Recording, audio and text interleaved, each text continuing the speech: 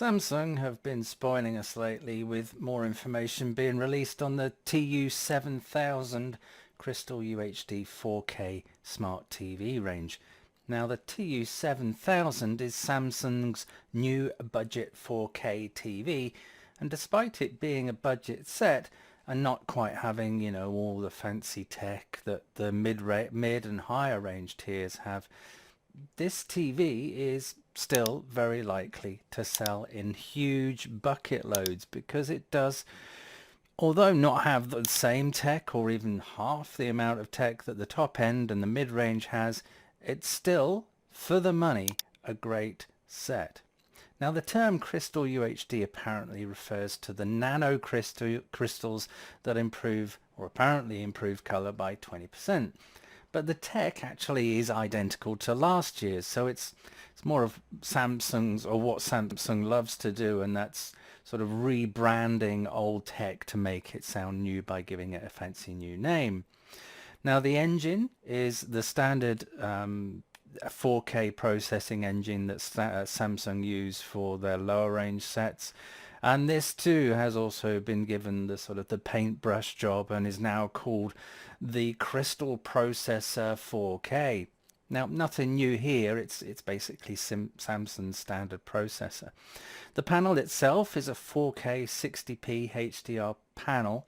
Unfortunately it only really gets HDR10 and HLG, so no 10 plus here. There's auto game mode and game enhancer, but no word on variable rate refresh. There are two HDMI 2.0Bs, one of which has audio return channel ARC, and the OS, which is not a surprise, is Samsung's own Tizen, which is pretty much to be expected, but has the apps such as AirPlay 2,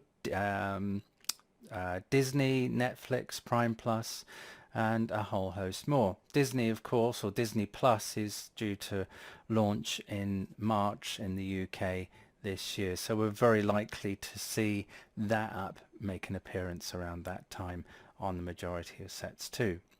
Now there isn't a huge amount of bezel, considering this is a budget TV, and the design is minimal, and I think it actually looks pretty good considering it is 100% made of plastic.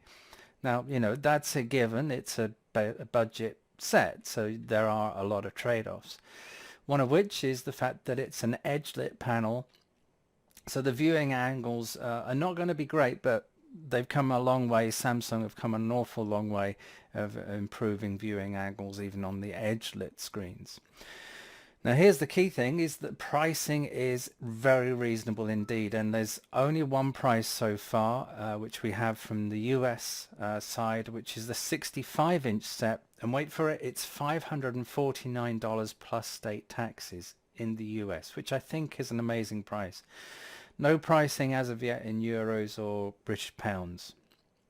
Now we tend to get excited over higher end tech and TVs, but it's really nice to see a basic TV that the majority of people will buy, that's a great size, that looks good, and is an incredible price. And I have no doubt that Samsung are gonna sell an awful lot of these.